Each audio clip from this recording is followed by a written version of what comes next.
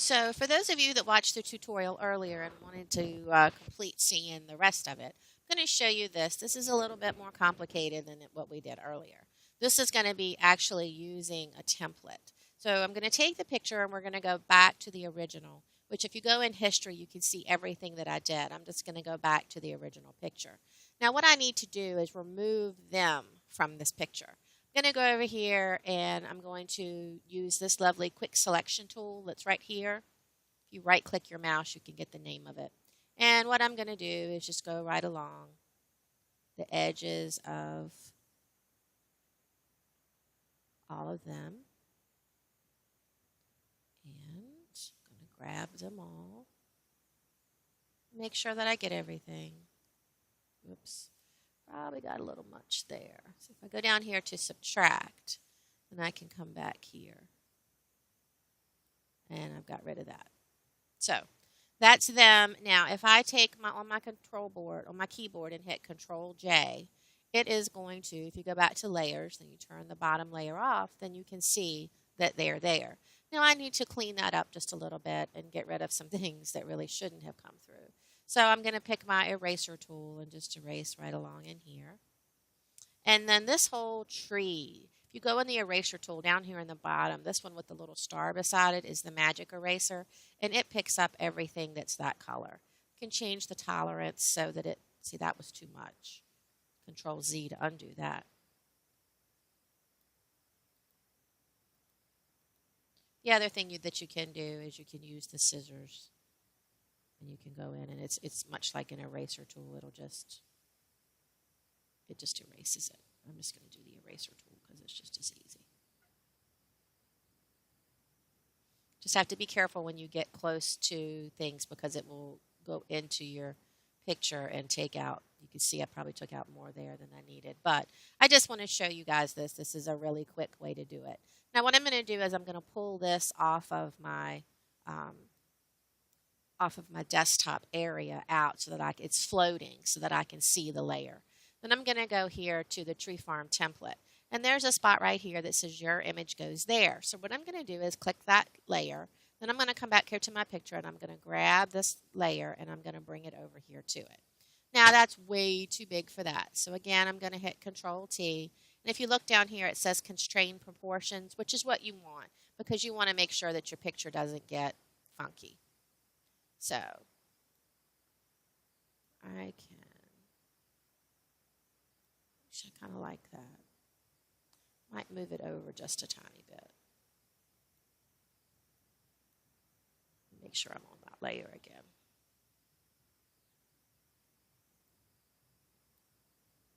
And there you go. Now I need to go back and erase a little bit more. So I'm still here on this layer, and then I can come in here and finish erasing and make sure that I've erased.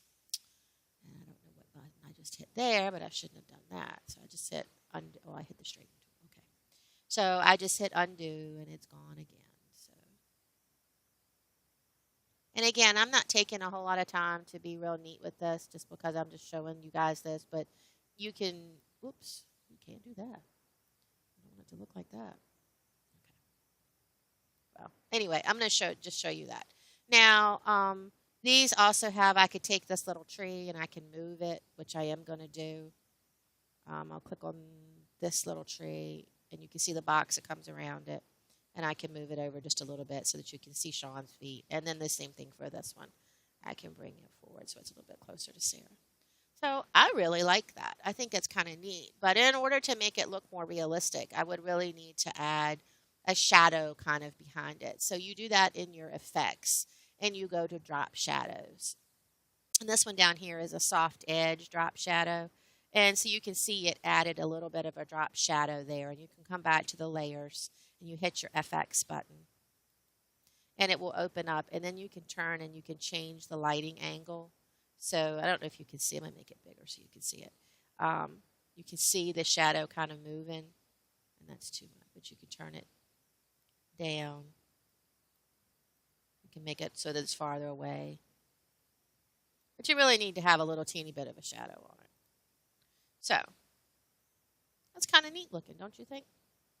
So this is pretty big. It's like 21 by 14. When she made it, I'm not exactly sure what dimension she was going by.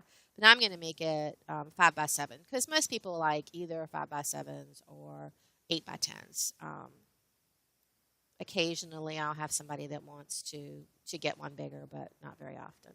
So I'm going to do that, and I have now created this. Now, keep in mind that if I were doing this to give to Sarah, which I'm not, I'm just showing you all how to use it, I would have gone back in here and erased all of this stuff and taken a little bit more time to get that done correctly so that I could actually give it to her to use. And I may still do that, but I wanted to give you guys a quick overview of what that looks like. Now, I'm going to show you one more thing since I've already done, I'm going to show you both of these. Since I've already taken it off of and erased the backdrop, basically, to give you an idea of what these look like. Now, this was the Christmas 2014 snow globe and a Winter Wonderland snow globe. This could be used all year. You don't necessarily have to have snow for it.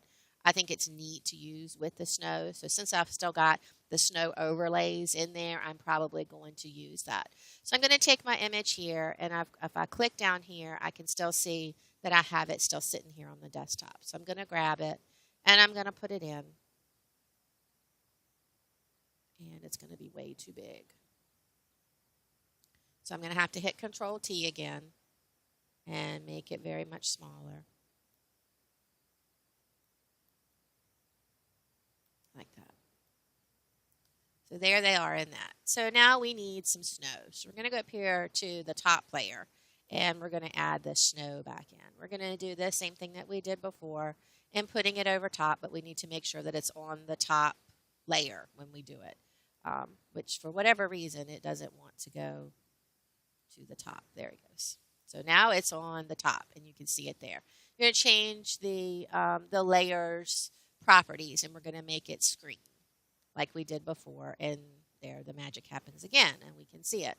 So I really think it still needs just a tiny wee. I like both snows. I don't know why, but I like both of them. So I'm going to add the other one here too, and it's coming up, and then we're going to do the same thing. We'll change it to screen mode, and when we do, then we have a lot of snow, which still might be just a little bit too much. So we'll turn it down. Turn this one down. And again, I'm going to add, with this little button right here, adds a layer mask to both of them, and I'm going to do that for both of them.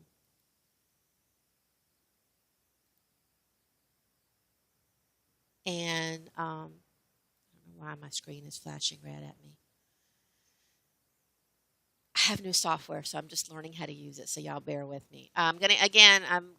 Black is going to conceal, so I've got black, and I'm going to make it, if you use your bracket bars on your keyboard, this will make it really big, and you can hit the number bars here to change the opacity, like 3, 4, whatever. I'm going to do about 30% and just erase that just a little bit. And I'm going to do the same thing here, just so they show up just a little bit more. So there you have it, and you could do that, and you have the snow globe picture. Now, these are not a huge seller. I typically don't sell them. I give them to my clients just because I think they're really awesome. But I'm sure if you were doing some kind of promotion, if you were doing a Winter Wonderland promotion or something like that, you could use it. This is what the snow globe, the winter one, looked like, and again, it's the same principle. You could add the snow coming back over top of it. So it's a really cool thing to use, and that was a quick way for me to show you. I am going to be working on some more tutorials so that I can show you all how to do a lot of these things. Please let me know if I'm going too fast, if I'm going too slow, or if you'd like for me to do it in smaller bits. Thanks.